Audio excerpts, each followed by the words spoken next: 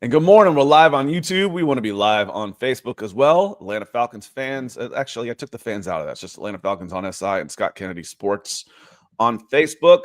And we'll get going today on a gorgeous Monday morning in the Southeast. And welcome in, everybody. This is the Falcons Podcast. It is here. It is draft week. It is our final mock draft Monday before the real thing. The rubber hits the road. Thursday night in Green Bay. Number 15 overall Atlanta Falcons. It's here, Nick, finally. How are you doing, my friend? I am doing pretty well. Of course, I have some sort of daycare crud that just started up here. So hopefully it's the last one. Hopefully I'm better by Thursday and Friday. But no, I'm excited. And we got Adam Schefter news today as well that's got me interested. And a lot of different stuff is changing. I mean, there's been a lot of consensus about like how the first 8 picks will play out. And I think after the first 3, I don't buy it. Maybe the first 4, I don't buy it. So we'll see. It's an exciting time of year. Somebody's going to make a bold move. We'll see what happens. Where do we go on 4? We go Abdul Carter, Cam Ward, Travis Hunter, and then who? Who's the 4th? I would say it's Will Campbell. All the smoke there, just getting tackle. Who he might even be his arms and like, oh, he's not a Tyrannosaurus Rex. But he has like, even if his arms aren't short, he has like a historically short wingspan, which matters as well. So it's broad, narrow shouldered, but high floor player.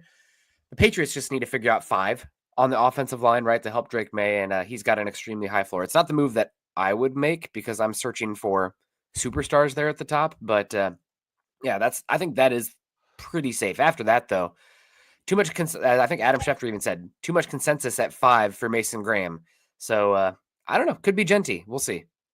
Yeah, we will see. And again, it could be one of those Bijan Robinson drafts where it was like there were 5 premium position, 5 or 6 or 7. I think it might have been 7. And then Jalen Carter, what do you do with him? And then it was like, not really sure. So it could be, I think the running back position is cool again. It's come back around after, 20 years or so, 25 years of being devalued. The running back is cool again. What is cool, though, is coming in live. We do live every Monday and Wednesday. And make sure you're hitting the like on Facebook and the subscribe on YouTube because we'll change up the schedule.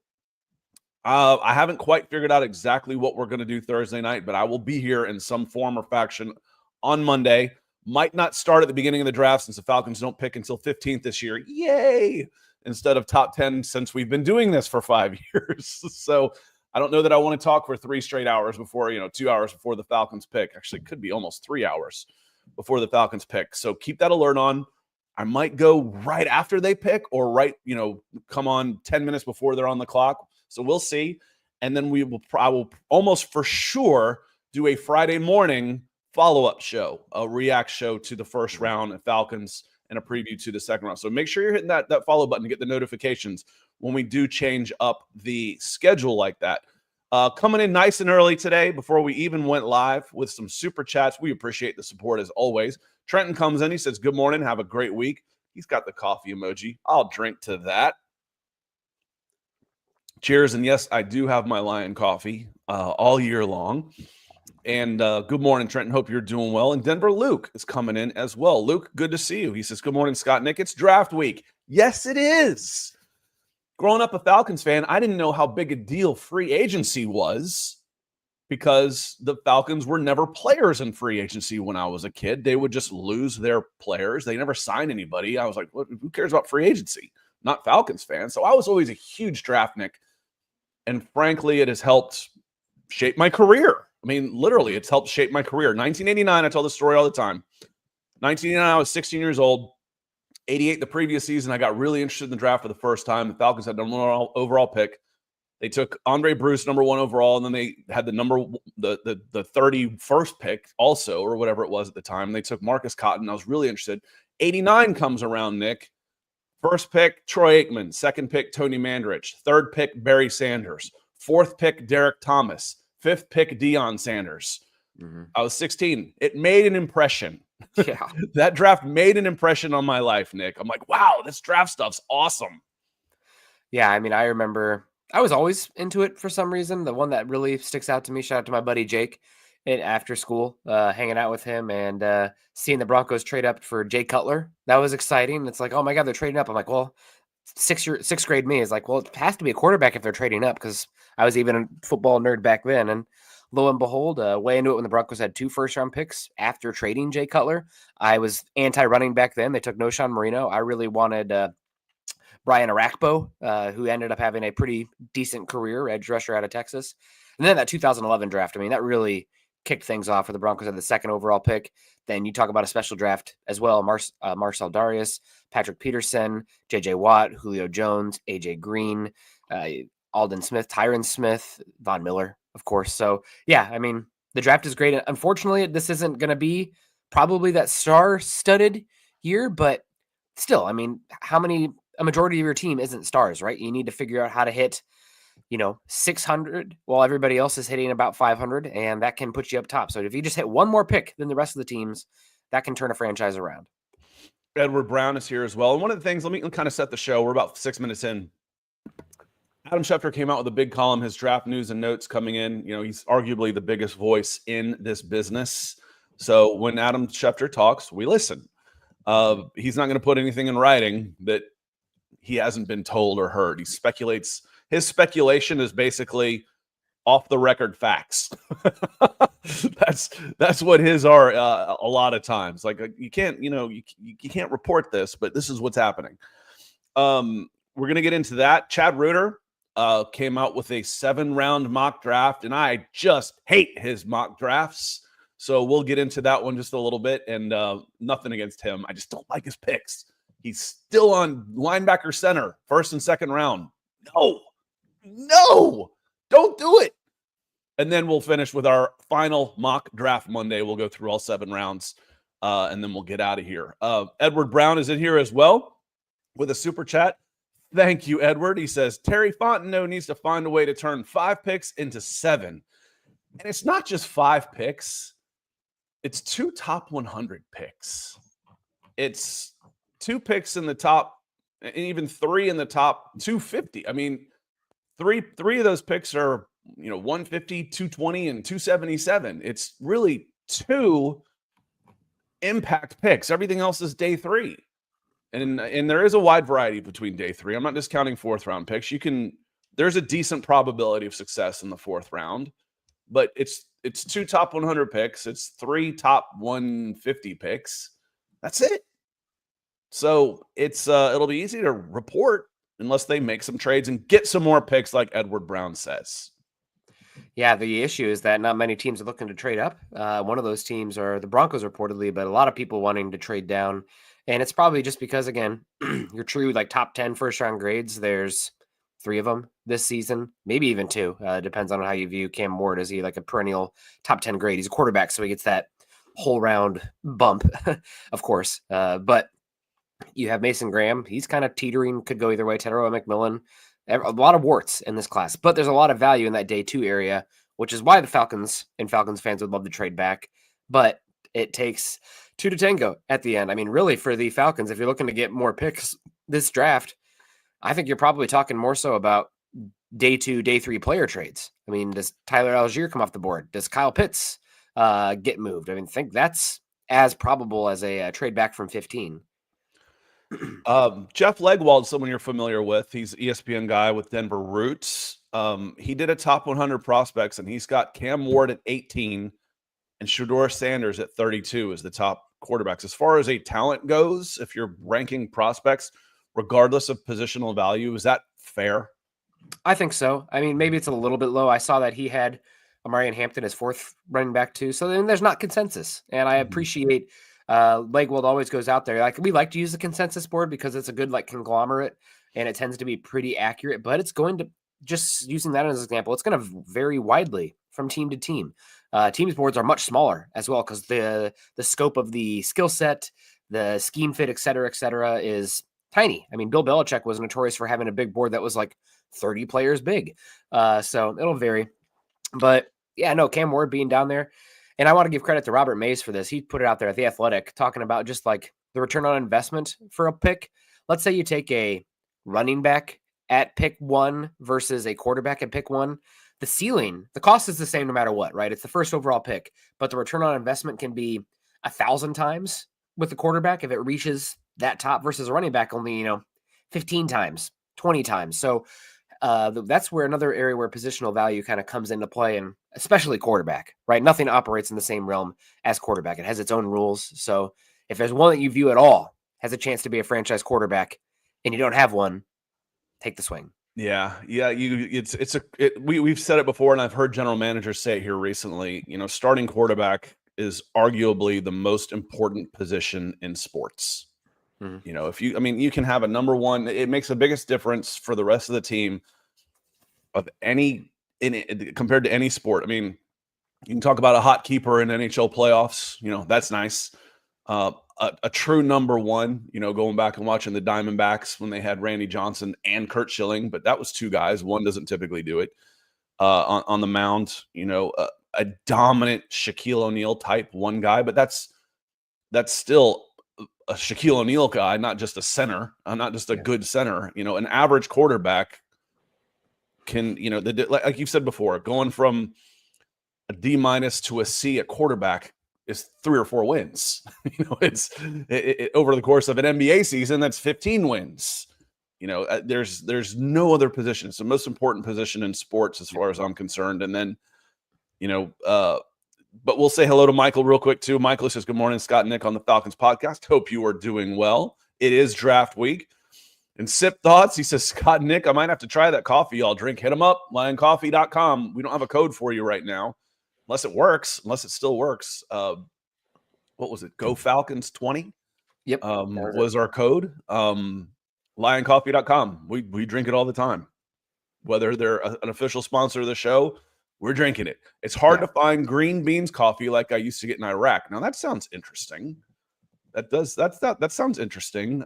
Never had something like that. So get it. Lioncoffee.com. John Thompson, top of the day, fellas. Rise up for a great draft week. Calder Am is here. Good morning from 52 degrees in California. It'll warm up. It's nice and cool there in the morning. Trenton coming back in again.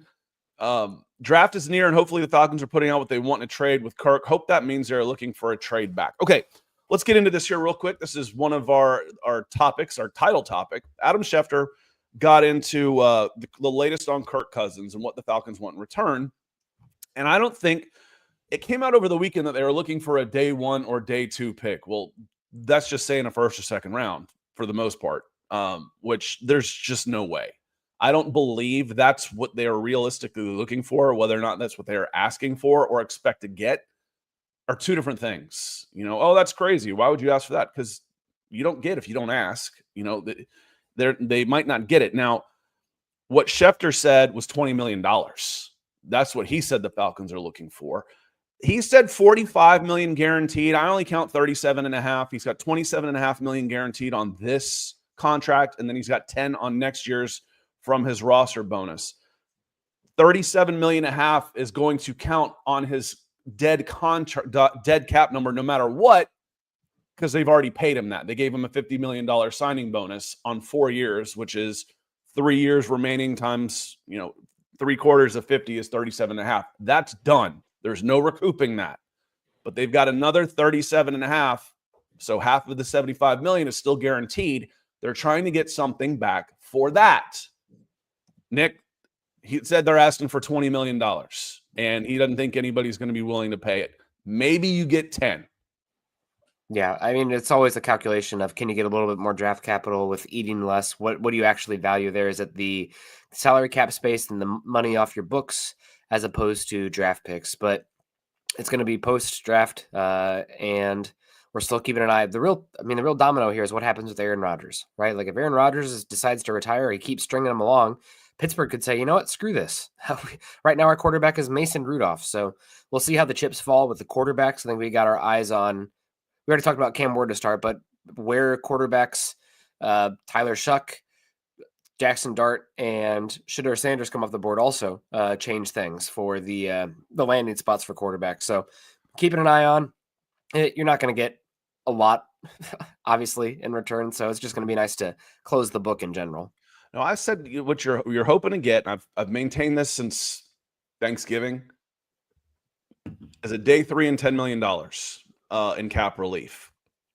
Anything more than that, and I think you played this pretty well, because make no mistake, it's a bad situation. And Arthur Blank was asked again, are you comfortable with him as a backup? And Arthur Blank said as much. We've already paid him. Why not? Because they have. They gave him the $50 million. They've already paid him, I think, $62 million. Maybe, yeah, $62 million in cash. That's what they've already paid him. That covered 2 years. They still owe him 37 and a half. That's how you get to 100 million guaranteed, y'all. Too much math in this show already, Nick. And he says, we've already paid him. Why not? Well, I know. And like I've said before, I think there's just too many Madden players out there. This makes a lot of sense. If you're playing on Madden, you're like, wait a minute, I got to replace him with $5 million anyway, or I have to draft a guy. I got to get a guy anyway. I'm just going to keep him on the bench. And yeah, but I've said before, this is a divorce. You don't get divorced because it makes sense financially. You get divorced because it's a toxic relationship and it's bad for everybody around, including the kids. In this case, the rest of the team is your family and it's your kids, and having a toxic relationship is bad for the family. A divorce is coming.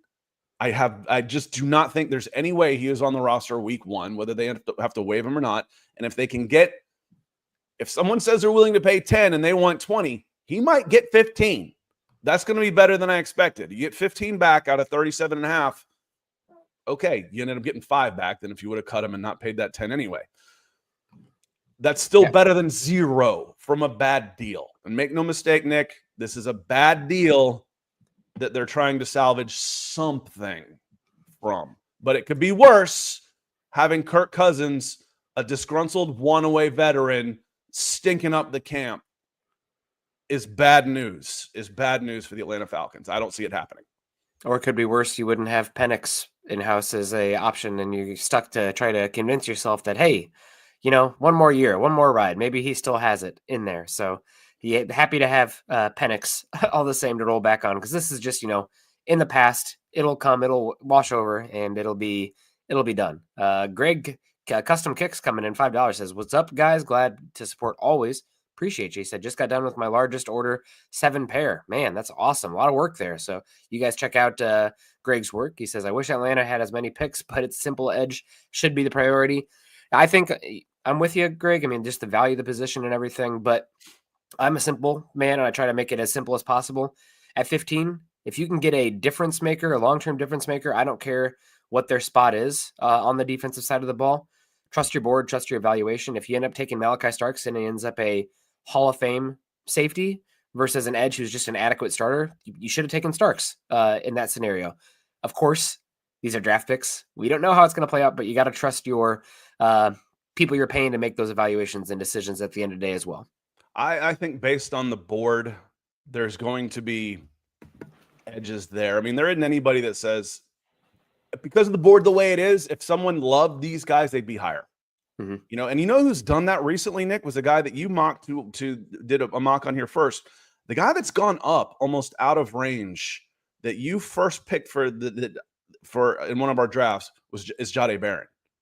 Mm-hmm. Is the corner from Texas. I'm seeing him top 10 a lot now, Nick. So he's one of those guys that has rise up because it's not an overly deep board. And Greg, thank you for the super chat, and I'm glad things are going well. Y'all check out his YouTube channel, GQB Custom Kick Z Custom Kicks. Check him out. Does some really cool work, and sounds like he's keeping busy too. Yeah, awesome. Thank you so much. And we'll see, Scott. I mean, I'm just excited for it to get here. It does feel like it's easy to. I think we're getting to the point where we can kind of say like who definitely won't be there. Like, I don't expect Mason Graham to be there. I don't expect Abdul Carter, Travis Hunter to be there. I don't expect Jalen Walker to be there. But after that, they're all guys who won't be there, obviously. But Kenneth Grant on the board. Derek Harmon could go as high as 11. Could fall because of medical stuff. I don't know. We talk Walter Nolan all of a sudden is really surging. Scott, I mean, so if you put his 10 best plays together from this past season, they will be as good as any pass rusher not named Abdul Carter in this class. But it's just, the inconsistencies from him. That Will Johnson, he's definitely a possibility. Mike Green up there as well. Right now, if you gun to my head, you made me pick, I would say Mike Green to Atlanta. From asking around for some of my people that I've made connections with through the years, covering the combine and everything like that. Sounds like Atlanta's done a lot of work on Mike Green to find out about the background stuff. So, and he's probably, again, besides Abdul Carter, the most twitchy, pure pass rusher in this class. Now, does he have the speed to power, strength, physical profile first off the bus, like a Shamar Stewart, like a Mykel Williams? No. But again, the production's there, the versatility's there, the bend is there. He's somebody who should go top 15 and probably top 10 if it wasn't for the assault allegations in his past. We did a publisher draft last week, and for the first time, I was like, this has been easy. I've been taking Mike Green every time. Someone took Mike Green at like 8 or 9. He went early. I was like, well, now I have to like redo this.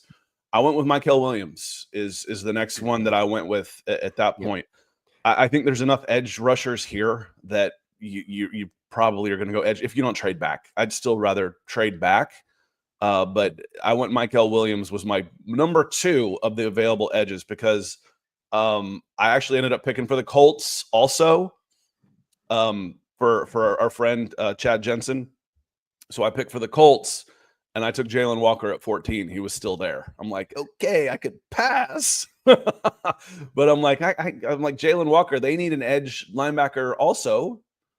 Let's go that way. So those guys, like the guys that were gone, were Mike Green. That's kind of my order of preference right now is Abdul Carter, Jalen Walker, Mike Green, Mykel Williams is kind of my order of preference on the edges right now. And I think one of those will be available at 15. And to be completely transparent with that as well, that could be a position, like something like Walter Nolan still could be available there. So we'll see.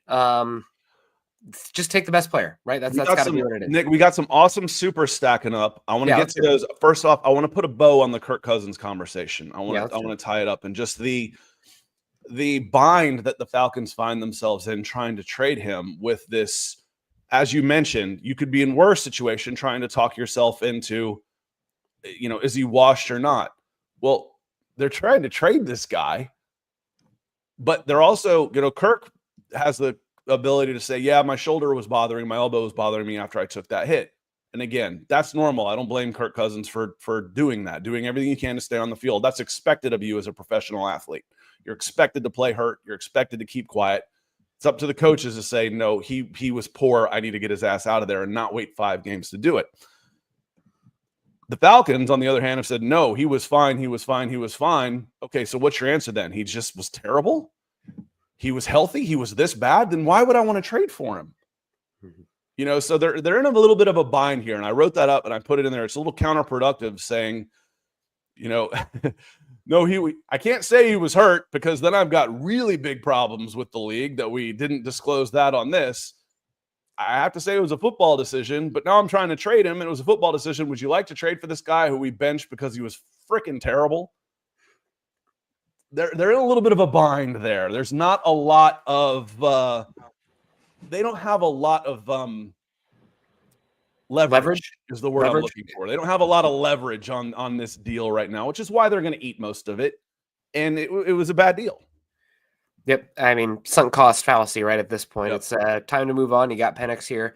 And the best thing you can do is rip that Band-Aid off as soon as possible, move forward, take your medicine, whatever analogy you want to use, and get that money off the books as soon as possible and open things up 2026, 2027. But in order to really open things up and spend that money wisely, you need to hit on this draft. I lost my train of thought a little bit ago. You're talking about Mykel Williams, Scott. Peter Schrager, who only releases one mock every year right before the draft, and it tends to be one of the most accurate out there every year. Calling around to teams, he says there are 2 players that are perennially mocked way too low compared to what I'm getting, and I think they'll go higher. Colston Loveland is one, and the other one was Mykel Williams. Mm-hmm. So we'll see. Mykel, one of the youngest players in the draft, played through injury this past season, and just you look at his overall metrics, it's like, oh, they're okay, but his jumps were awesome, his 10-yard split was awesome, and he's got an incredible frame. I mean, those are things that you look for an edge rusher. So we'll keep an eye out for Mykel Williams. Yeah, I would be very happy with him there. And then there's a question coming. I see Greg coming in. I want to get a couple of these. We'll get Greg's question too. And Lance Rendar says, Chris Collinsworth mocked Luther Burden, wide receiver, to us. Love the player, but no.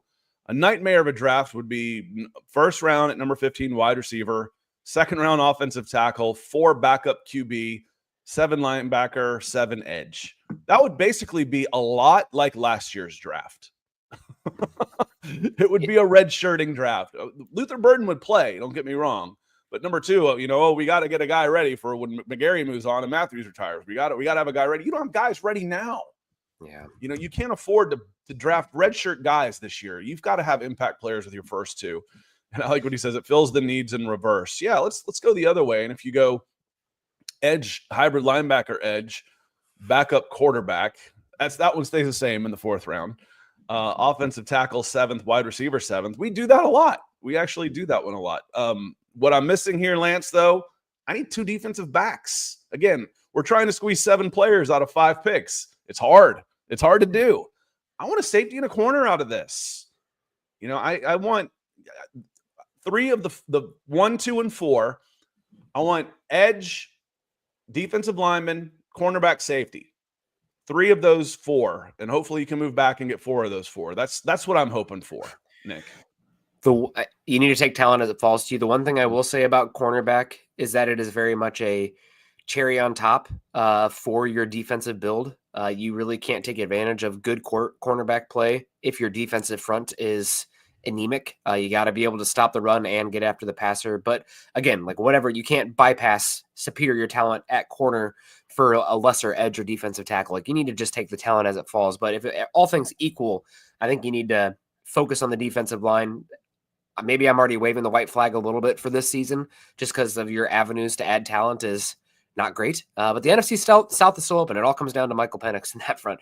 But again, if all things are equal, your secondary is nothing if you can't stop the run and you can't get after the quarterback. So we've all seen the horror stories. I'm just going to throw another one out there because Schefter did put it out there today of the Falcons pass rush. Oh, the least amount of sacks in 5 years, the least amount of sacks in 10 years, the least amount of sacks in 20 years. It's ugly. It's perennially, chronically ugly. Another note here on what could the Falcons do in the draft. They need pass rush help. Yes, we know. They've not had a player record 7 sacks in a season in any of the past 5. No other team since 1982 when they started counting sacks because sack wasn't always a stat. Went 5 straight years without a player reaching at least 7 sacks. No one has been this bad at rushing the quarterback ever in the history of the league. It's ridiculous. Who said that? I put it in a title the other day. I'm pretty sure it was one of the NFL.com guys on a mock draft. Said it was, he called it, ridiculous. I put that in, and it is. It's absolutely insane that it could be this bad for this long. But when you are this bad and you're a bottom 5 team in NFL history and winning percentage, you're always trying to fill other things too. But it is ridiculous. No team has been this bad rushing the passer ever. We're the worst pass rushing team of all time. The Atlanta Falcons here in Atlanta. Luckily, nothing is forever, right? Everything is in cycles to some extent over a long enough vantage point in the passage of time. So this is a year where there's a lot of defensive line and edge talent, especially day 2. Now, are you going to get a superstar outside of probably who has the superstar potential in this class? Carter. I think some of those edge rushers in the top do. Harmon, Graham. So there's good players. You got a chance to turn it around, and you got to keep swinging, right? Eventually, if the Chiefs can walk into a franchise quarterback after not having a drafted quarterback win a game for them since the 60s, I think before Patrick Mahomes, they didn't have a quarterback who they drafted win a game for them for 30, 40 years. And then you get Patrick Mahomes. Eventually you can run into it. So let's hope that's the case. Atlanta boy coming in here, Atlanta boy 88. Twice. Thank you, sir. Appreciate it. $5 super on this one. It says steady pass rush will help the whole defense. Terry Fontenot and Raheem's job depends on it. Hopefully they make the right choice on Thursday.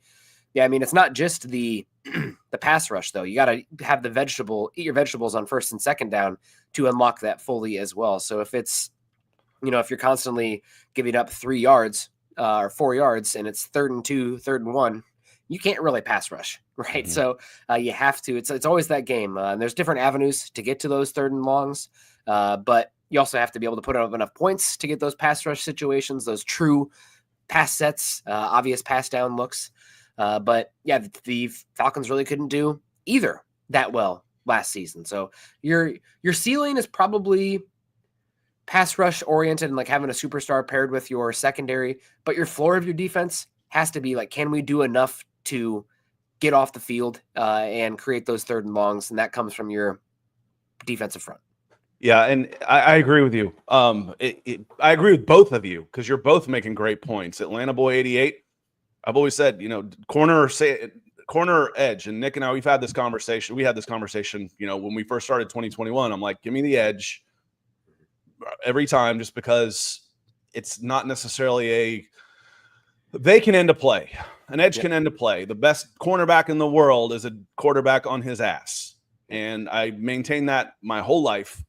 And I haven't changed my mind on that. And however, as Nick is saying, the Falcons never really got the chance on third down to rush the passer because it was always 3rd and 2. And they couldn't get off the field. They had one of the worst third down conversion rates in the NFL because Jimmy Lake played a prevent defense. He ran it's a Big 12 Baylor versus Texas Tech defense. A 2-5-4. 2 defensive linemen, 2 stand-up edge rushers, 2-4-5. Sorry, it was a 2-4-5. 2 linebackers, 2 stand-up edges, and then a nickel, a 5-man defensive back. And the splits, the 2 defensive tackles were 5 yards apart. It was unbelievable. It was easy money. The worst completion percentage in the NFL. It was 70% against. That was what the whole season, Nick. Yep. Opposing quarterbacks in 17 games completed 70% of their passes. It's always 2nd and 4. Hard to play defense like that, man. So I agree with both of you, 100% on that. Yeah. Eat your veggies on first down so you can pin your ears back and go NASCAR packages on third down. 100%. Greg has a great question on here. Thank you, Greg. He says, and I'm going to cut you off on this one, Nick, because I already know what you're going to say. Who would have to be there at 15 for you to not consider trading down? It depends on the offer. It just depends on the offer. Otherwise, the answer is Abdul Carter. And if he's at 15, something's gone horribly wrong. He was injured. Something's come out. But it would be, for me, the dream guy in this draft would be Abdul Carter. And after that, though, I need at least a day 2 or I'm not coming out of 15. There will be somebody there at 15. There just flat out will be. And if you don't offer me at least a day 2, and if it's a third round, I'm going to need a day 2 and a 3, and maybe a future day 2 or 3, then I'm sticking at 15 because there's going to be somebody there. Yeah, the hard part is just to answer this, like who would have to be there? If you absolutely love Mike Green, you think there's a tier difference there. Let's say like Shamar Stewart's off the board already, who I know, Scott, you're against. I'm still honeypotted by the athleticism and that Texas A&M defense that is not translatable to the NFL. Love that guy pin his ears back. Mykel Williams, Mike Green, Shamar Stewart. If those guys are off the board, it'd be hard to trade down. Again, it depends on the offer. How far are you going down? What do those tiers look like as you're moving down? And also, one thing that makes the trade downs hard is that this is a regime with Terry Fontenot and Raheem Morris.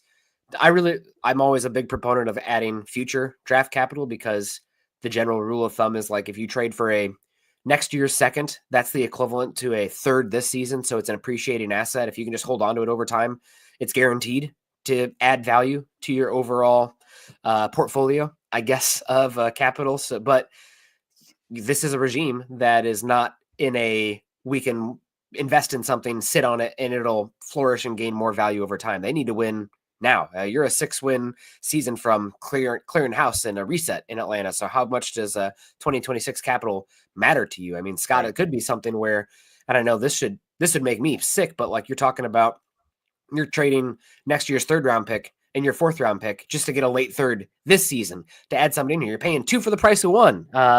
Guess what? That's a fun snowball, but that's kind of where a desperate regime is at. 2026 doesn't mean anything to Terry Fontenot if he's fired. So that's probably more likely than anything. But yeah, as far as those players, one of those top edge rushers, it depends on the board. I mean, it also depends on the offer. How far are you willing to go down? I mean, there's just so many factors. It's hard to say. Scott, you're right, though. I mean, Abdul Carter, throw at Travis Hunter, too. Like, those are the two premium guys. They won't be there. So, if they are there, something's horribly wrong, the medicals or character-wise. But that's probably not happening. Tony Bradley has a good question. He says, good morning, Scott. Nick, do you see a real scenario that Atlanta trades Pitts and Cousins on draft day to pick up more picks? A real scenario. And for me, that means 30% chance. Even, for me, real means better than 50% chance. But for this question, do you think there's a chance that, I will say, even Pitts or Cousins on draft day to pick up more picks? I think it's possible for Pitts starting day 2 at some point. Like if there's a tight end run, let's say, who are your day 2 tight ends of choice? Mason Taylor goes off the board late first round. There's some buzz for that, but one of the first picks day 2. Harold DeFanon Jr. goes off, early third. Terrence Ferguson goes off late second. Oh man, we were a team picking mid to late third, and we were desperate for a tight end. We'll give you a fourth this year to do that. Just to get that player in here. Possible. Cousins, I think it's probably more likely day 3. It's probably even more likely after the draft, which again, how much does that help Terry Fontenot and Raheem Morris, the team group that needs to win now? Draft picks in 2026 don't matter as much. Maybe that's something they can borrow from the future and then plan to replenish some after the draft. But yeah, it's a tough situation. I could see both those guys being traded. It's more likely to happen after the draft, though. And one thing about playing the value game and holding on to Pitts, he's somebody who that rookie year was still special. He's still so young. Like, he's still a unicorn for his position. He's still 24 years old, Nick. Yeah, there's a reason you want to hold on to him. But let's say you do. He doesn't really manifest this season. He goes somewhere else. Are you playing the comp pick game with him? And because he plays tight end, what is your actual ceiling? You might have frozen up a wide bit. Receiver, defensive tackle, edge rusher like that. That's a different conversation than tight end, which gets paid nothing relatively. For me on this one, Tony, I think do I see a real scenario that Cousins gets traded on one of the draft days? Because it's a 4-day event now, 3-day event now. Maybe. I think he's got a 10% chance, but I still think he's after the draft. Pitts, I don't think gets traded. He just flat out does not get traded. They've sunk $30 million in a number 4. He was their first pick. I don't think they're willing to pull the chute on him and say this guy's a bust. Not for $10 million. It's $10.8 million this year. For $10.8 million, they're going to give it more of a shot. That means more to the Falcons of what he could possibly be. It means more to Terry Fontenot's job than for them to pull the ripcord and say, sorry, he was a bust. We're going to move him for a 6th-round pick, 5th-round pick, because they're not getting much from him. You're getting $11 million of guaranteed salary off your books, which you might not be around to spend anyway if the Falcons fall flat on their face. Pitts is not getting traded. Cousins, maybe, but I still think that happens after the draft. Yep. Yeah, certainly possible. We'll see what happens there, but I think it will be after the draft. Sorry, Scott, I got a cough here. That's okay. Evan J says, for this 1 week, I become an incurable optimist, only for the Falcons to tear it to shreds. It's the hope that kills, Evan. But wouldn't it be hilarious if we just picked 7 DL and edge? Well, let's do a mock, because we've done something that isn't that far off of that. We've traded back and gotten, there's only 5 picks. Pick 2 DL and 2 edge and a wide receiver or a corner or a safety or something like that. You can't say, well, why'd you go edge? You went edge in the first. Why'd you go edge in the fourth? Because 00 was there from UCLA.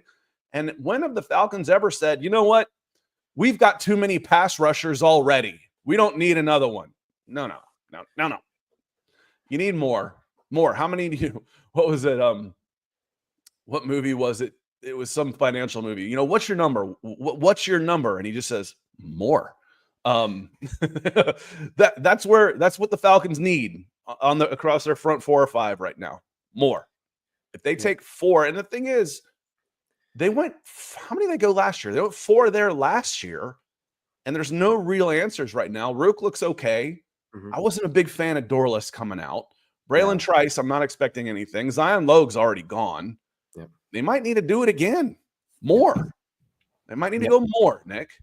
And on the defensive line, I mean, I'm insatiable there personally, unless you have this is going to sound like a ridiculous number, but I truly believe in this. Unless you have 8 guys that you view as like starting caliber across your edge and interior defensive line, which the real answer to the real point to that is like nobody has that. Well, guess what? There's room for more talent there then. So keep investing in the defensive line. It pays off over time, but you do have to hit at the same time, Scott, right? You can't just like blindly like take the top edge from the board. Right. You got to be able to hit the pick. Don't reach. That's always do not reach for a need. That's always the mantra.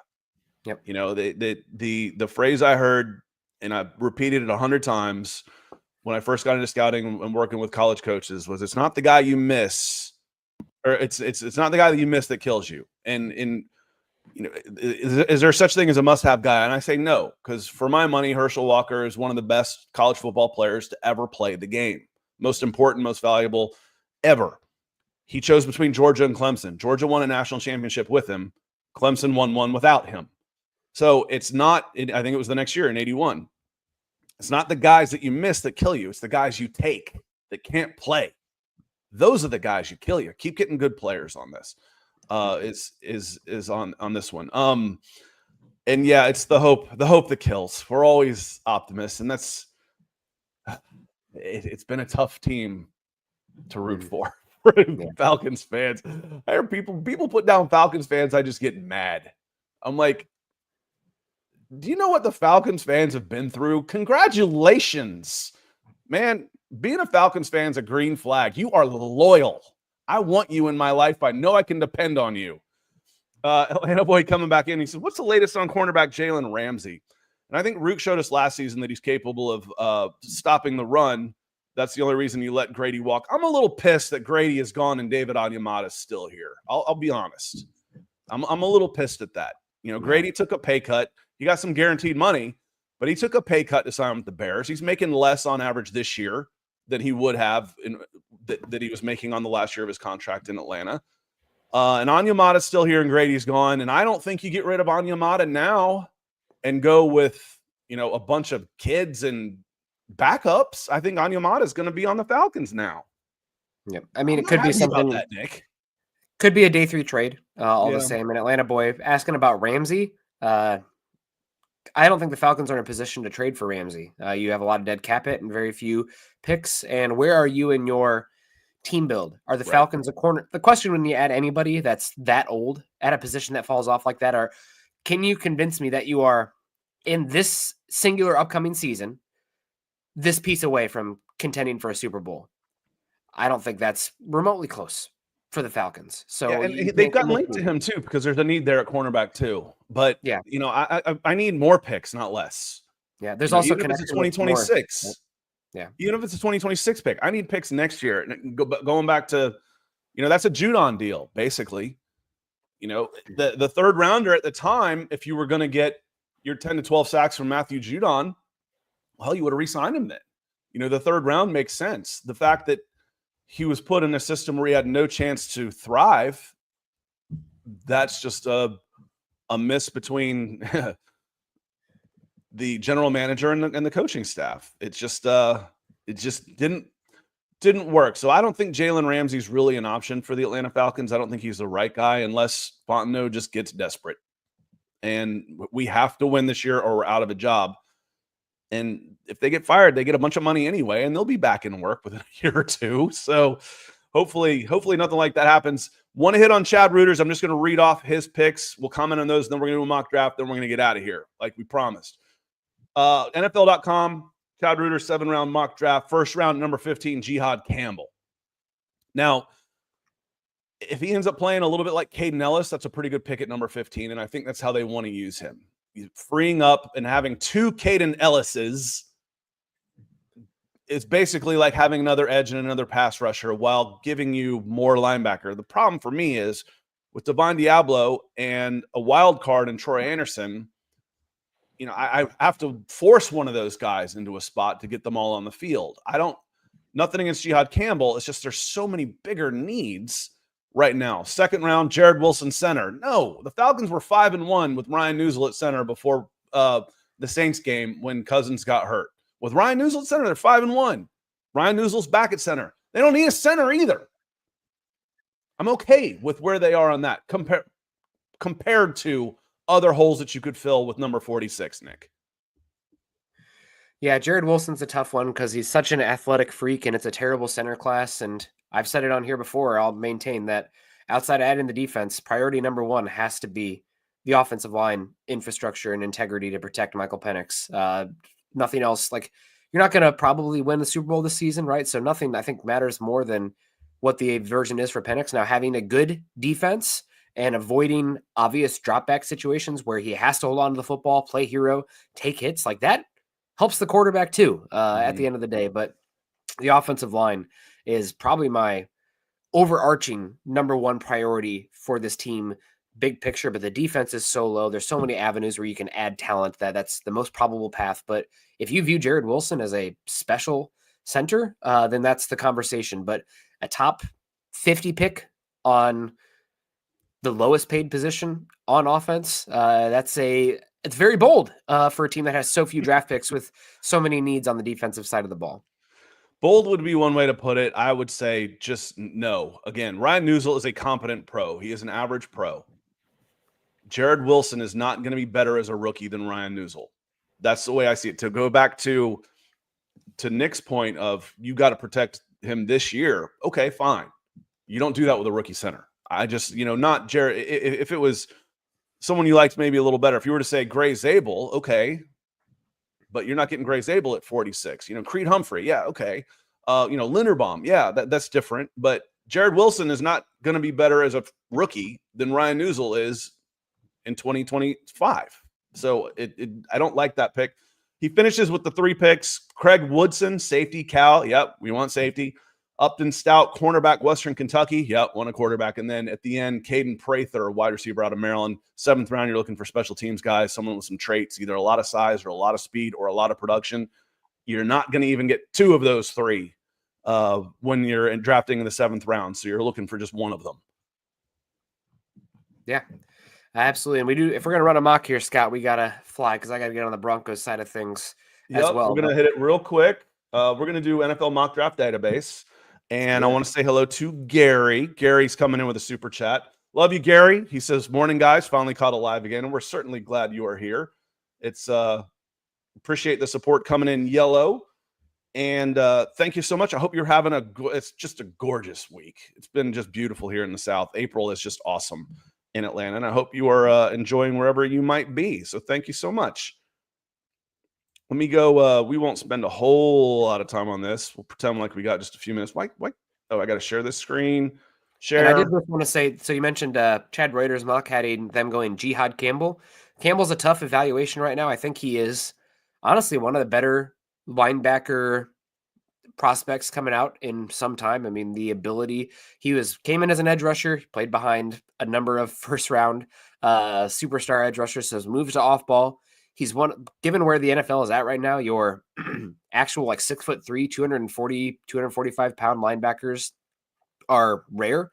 So having that size and length profile and the movement skills that he has at linebacker, if you're trying to play lighter boxes in today's NFL, more sub packages early, having that profile is rare.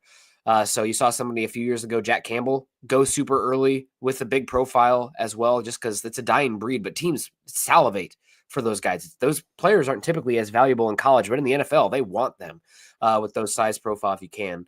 And he's got good movement skills. The big question for him is the shoulder injury. It's the second least valuable position on the defense. But if you view him again as a all-pro caliber, true first-round grade, if he's your last true first-round grade on the board, Scott, and there's no trades up there, I got no qualms with taking him because he is a high-ceiling player. But again, the positional value, historical hit rate for linebacker, the shoulder injury, there's enough things there where you could see him devalued. And I think, you know, one of those edge rushers probably rated higher, interior defensive lineman, Will Johnson, etc. No, I'd be okay with that one. It's the Jared Wilson at 46 that I would come out of my seat for. Like, guys, you just wasted another pick. You know, you're okay at center. You did not get better making this pick, and you've got to get better with your first 2 picks. Not in 2025. Long term, okay, that's a different conversation. We've hit play on this. We have a trade offer. Would I probably do this trade? I probably would. We're not going to do any trades right now, though. But move down 1 spot for a 4th, next year's 3rd, and next year's 7th. I'd probably do that to move down 1 spot. I haven't even seen who's on the board here. So I hit accept, so I did it on accident. We just moved down to 16. Do we know who went off at 15? Hampton. Derek Harmon went 15. I hit accept, so we got another fourth. I meant to hit reject. So we've got another fourth rounder, y'all. Tyler Warren's on the board. If you're moving Kyle Pitts, Tyler Warren's in play. He should be in play regardless. Yeah, I don't think you couldn't go tight end. Oh my God, I would shillelagh them if they took tight end with Kyle Pitts still on the team at 15. Now, if you get a second round pick for Kyle Pitts, get $11 million off the books, and you draft Tyler Warren, so be it. But you are already so invested in Kyle Pitts, you cannot go back to back on that. You just can't. No, I will say that Tyler Warren or Colson Loveland are the only two there. They both are that I think are valid first round options for this team overall on the offensive side of the ball. This is a pretty terrible board for the Falcons on the whole, Scott. I think the one that I would advocate for here would be Shamar Stewart. I know that you are not in on him. Yeah. So if you wanted to go Barron, my concern with Barron is that is he a pure slot? He's older. He's got really short arm length, and also I think he's better in zone. Where he's played inside outside in college too, so I'm happy with him. I'm not going Shamar Stewart at 15. No way. But at 16, so it's different. Oh, at 16, yeah, that's true. You know, in our publisher draft, Stewart didn't go in the first round. I was surprised. Shocking. I would set his over under at. Oh man, 20. I don't know. I can't imagine him falling past the Bengals at 17. But I would go Stewart here, or one of the top tight ends, or Teteroa McMillan. Yeah, or the wide receiver. But in this case, I've seen this guy go high. We're going cornerback. I'm not drafting Shamar Stewart before 20. I'm just not. Okay. I need somebody I can put on the field right now, and he ain't it. Yep. I would be. And guess what? Somebody would trade up here. If this is how the board fell, somebody would offer you something to come and get one of these tight ends. Now I'm hoping I get, one of those edges at 46, which is possible. Are we there? Can we make a pick? We are there. Yep. Nick Scourton, Connerly. I got corner again. Milroe, Azrae Thomas. I'm way out on Landon Jackson. Oh, this isn't great, man. It's not. You go Scourton here? The guy on the board right now who's going to go the highest, I think, is Maxwell Harrison. I know you just went cornerback earlier. I'm not going cornerback again. Okay. Well, that's if you want to go Scourton, I think he's still a viable option. I think I much rather would have had Shamar Stewart and then Maxwell Harrison if I had the gift of hindsight to see this group being a cornerbacks here, all in all. But if you are bent on going defensive front here, I'm bent on not going cornerback back to back. Yeah, I could play him. Because Mike Hughes is okay. D. Alford's not. But do I want to have? Do I need two rookie corners out there? I don't know. Maybe. Again, like you said, with the benefit of hindsight. But I'm gonna go Scourton here with 40. Am I getting killed in the comments here? No on Stewart. Check the other edges. They were too far down. Abdul Carter. I have to see. I'm not sure where he went, Joe, but he probably went pretty early because that's one of the questions they have. Where would he have to fall for you to consider trade up? I don't want to give away 2026 first round pick. Let me reject these. I'm not trading down again. DL, Ty Robinson, Chris Paul linebacker, Billy Bowman. What do you think about a safety in this spot? I got two, so remember my internet is getting cooked right now, Scott. I don't know what's going on. Yep, there goes my internet. I would go Gelati. Here, go another edge. We've talked about going back-to-back edge.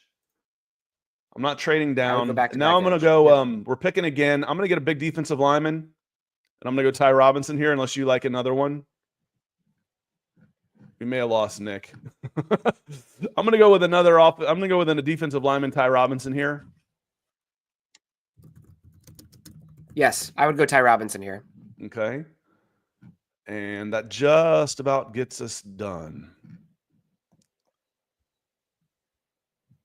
Adrian, says 100% on Stewart and Harrison would have been a great 1-2 combo. It would have been interesting. Again, I can see reason. There's reason to be excited about Stewart I'm much more conservative than that. I'm not taking a guy that can't get to the quarterback.